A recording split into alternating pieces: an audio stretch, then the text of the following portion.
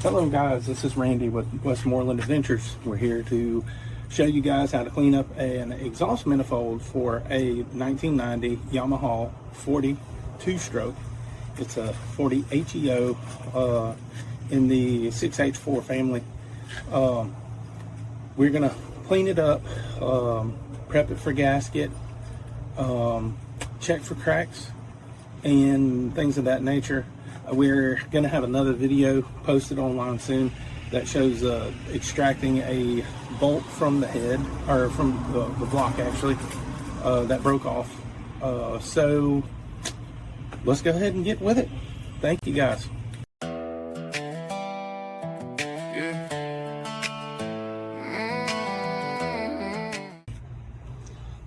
So we're going to start with showing why we are replacing this gasket.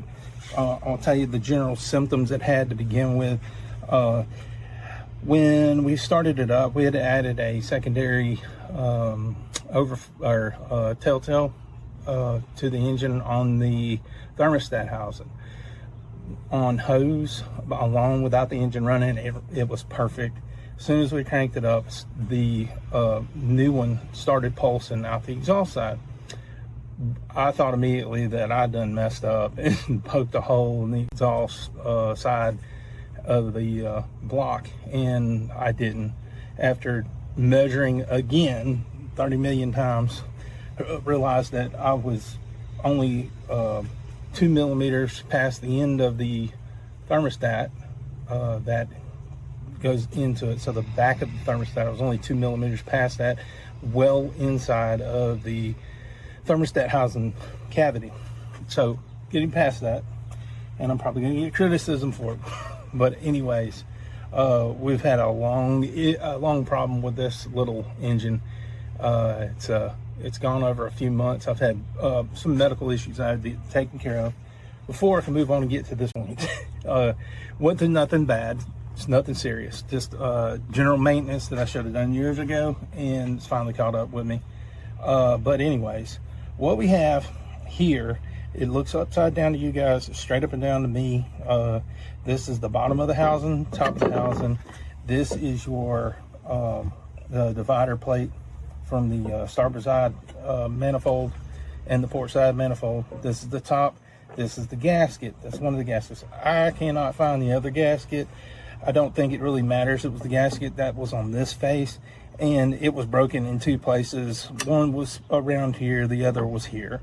That probably wasn't a huge deal breaker, but what we have found is that on the upper, on this side, the side that was on the engine, which is this side, you see the wetness down here.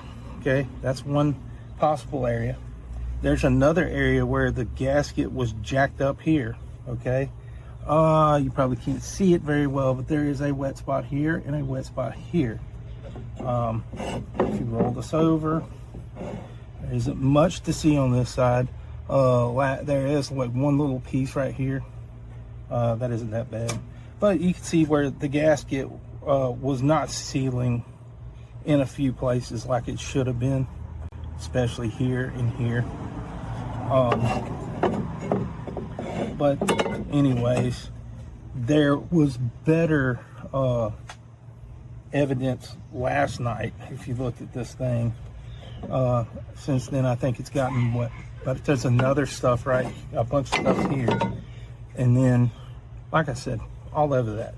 Anyways, what we're going to do is we're going to work on cleaning this thing up, and checking this one for straightness, and checking this for straightness on the gasket surfaces. And then I will show you the gaskets we're going to use, and then we will go over how to properly put them on there, and then we will get this thing back together and do a test run on muffs here at the house, and then hopefully everything will be good, and we will be able to take this thing out for a ride at some point soon. Anyways, thank you. We are going to move on to the next part. I'm going to get everything set up, and then we'll be back. I've worked on ships for years, for 30 years roughly, and I I just do this for fun and with to also spend some time with my son. So anyway, here he is now. He is coming over here. All right, stand over here so everybody can see you. Wave at everybody and say hello. Hello. Say, my name's Colt. My name's Colt. And you're gonna help me, right? I'm not that good at what you're doing. You could be good at it. All you gotta do is have a little bit of patience and you'll be fine.